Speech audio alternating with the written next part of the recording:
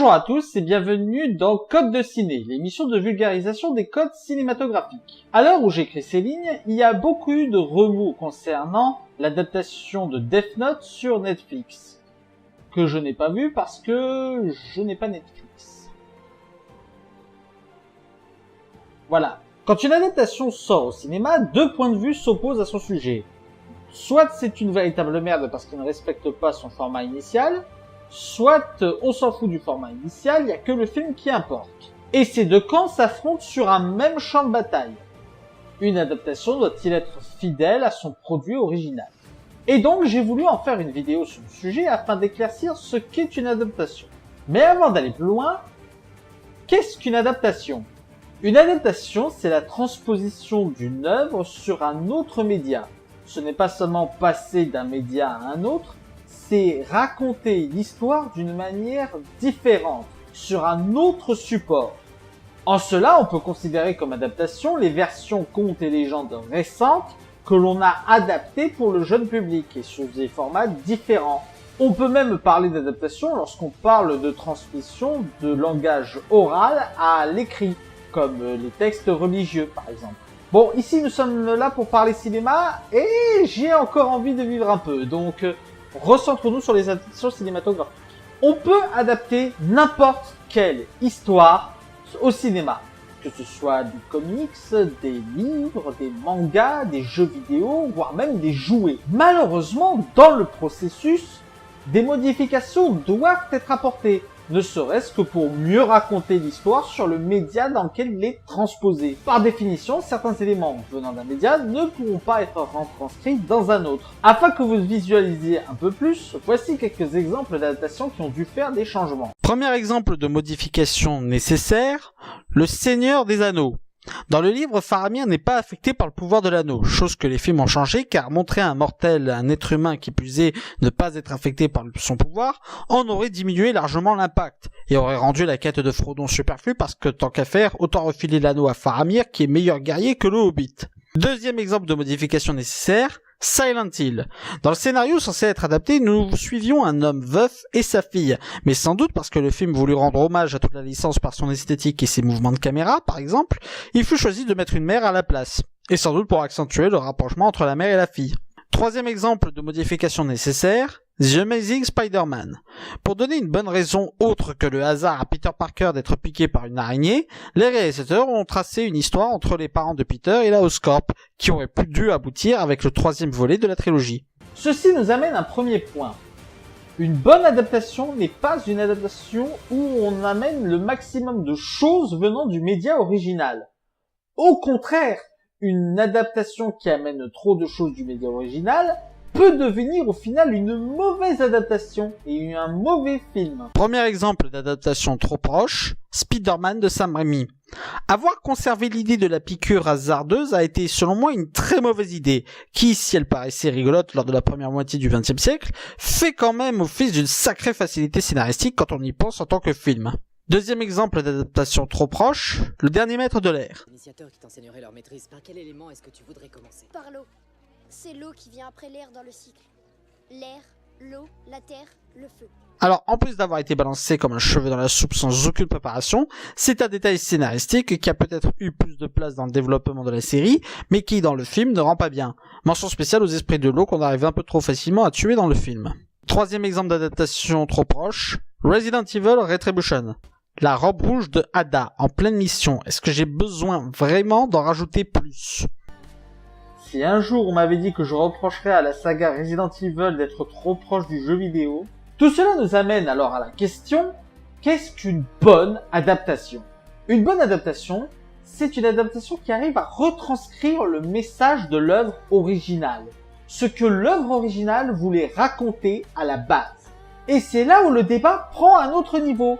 Est-ce qu'on peut dire qu'un film est mauvais parce qu'il ne retranscrit pas bien le message de ce quoi il adapte? Objectivement, non, il existe bien des chefs-d'œuvre qui ont totalement changé le message original, comme Jurassic Park ou même Shining, qui est détesté par Stephen King parce qu'il ne reprenait pas assez le thème de l'alcoolisme. Tout cela nous amène à une question. Est-ce que la fidélité d'une adaptation peut être un point à prendre en compte pour juger la qualité du film? Et c'est là où on va aller à contresens de ceux qui prônent la liberté de l'adaptation. Parce que quand un film est une adaptation, ceux qui prônent la liberté de transposition considèrent que le réalisateur a tous les droits sur l'œuvre qu'il va adapter. Mais la vérité, c'est que non. Sans dire qu'un réalisateur ne doit pas exprimer son art sur une adaptation, il doit quand même du respect à l'œuvre originale. Il doit quand même laisser une place au message original de ce quoi il adapte. Parce qu'il faut quand même pas qu'il oublie que sans l'existence de l'œuvre, son film ne verrait pas le jour.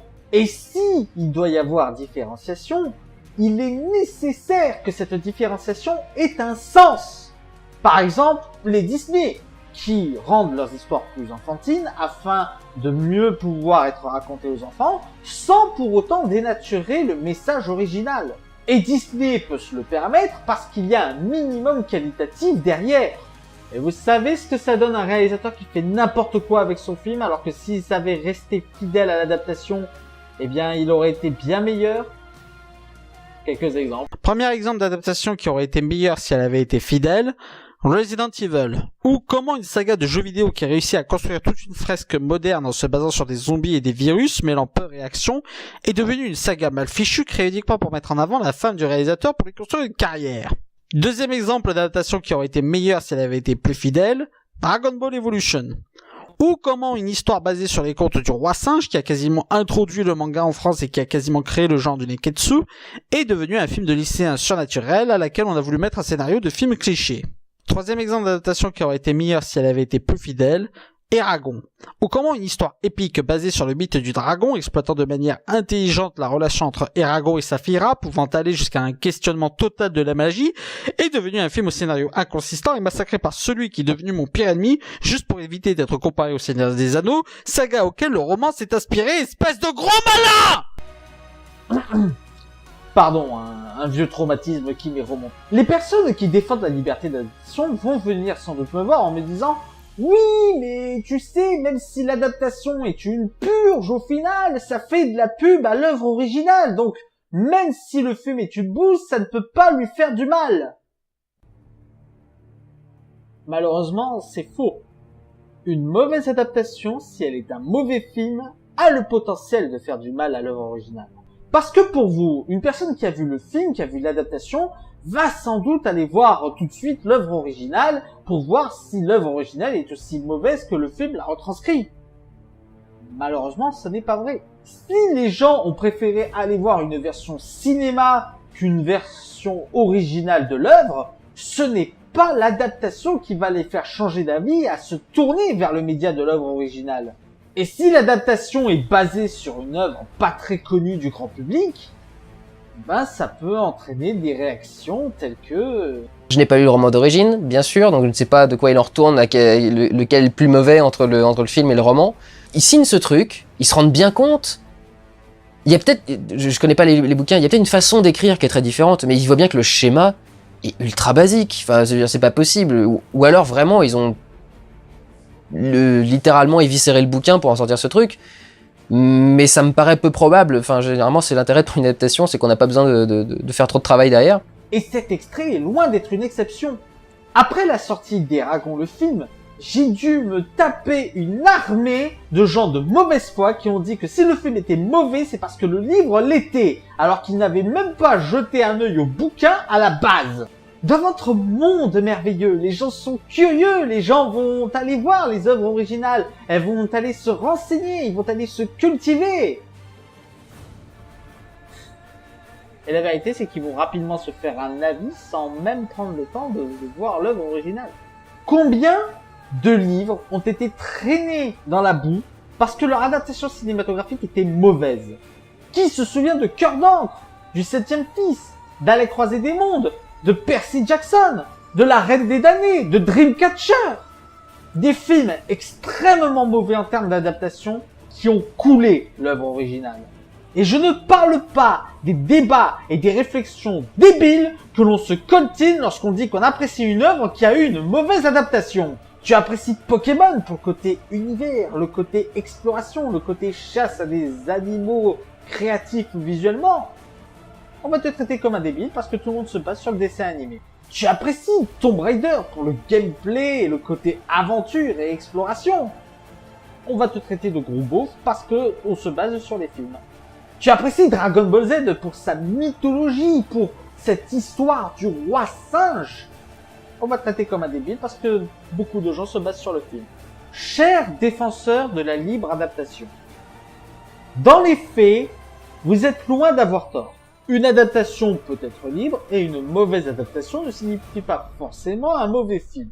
Ceci dit, essayez de voir les gens qui apprécient la fidélité autrement qu'une bande de fatboys débiles qui veulent conserver l'œuvre qu'ils aiment telle qu'elle. Voyez-les plutôt comme des personnes craignant le jugement du grand public sur l'adaptation et sur le jugement qu'ils vont faire sur l'œuvre originale sans même se renseigner. Ce qui arrive souvent, parce que, heureusement et malheureusement, le cinéma est un art très accessible. Et du coup, les gens vont se baser sur l'adaptation, qui parfois donnerait un bien meilleur film s'il était respectueux de l'œuvre originale. Donc oui, juger une œuvre selon si elle est fidèle à ce qu'elle adapte ou non est un point à prendre en compte. Ce n'est pas un critère ultime, mais il doit avoir sa place en termes de critique. Une adaptation ne doit pas être un prétexte pour un réalisateur ou un studio de production de prendre une histoire qu'il n'a même pas créée et d'en faire n'importe quoi juste pour son bon plaisir. Il doit savoir donner une place à l'auteur original de l'œuvre. Alors, à l'avenir, si vous voulez critiquer un film et que vous ne savez pas si vous devez prendre en compte la fidélité de l'adaptation ou non, posez-vous 3 questions. Première question, est-ce que vous ignoriez comment était l'œuvre originale avant d'aller voir l'adaptation? Deuxième question, est-ce que le film est bon? Troisième question, est-ce que des personnes qui ont travaillé sur l'œuvre originale ont travaillé sur ce film? Si les 3 réponses à ces questions sont non, alors l'adaptation peut être un critère à prendre en compte dans le film. Voilà, c'était le 2e épisode sur Code de Ciné. J'espère qu'elle vous aura plu. N'hésitez pas à mettre un pouce vert si c'est le cas et à partager sur les réseaux sociaux. D'ici là, allez au cinéma. Ciao!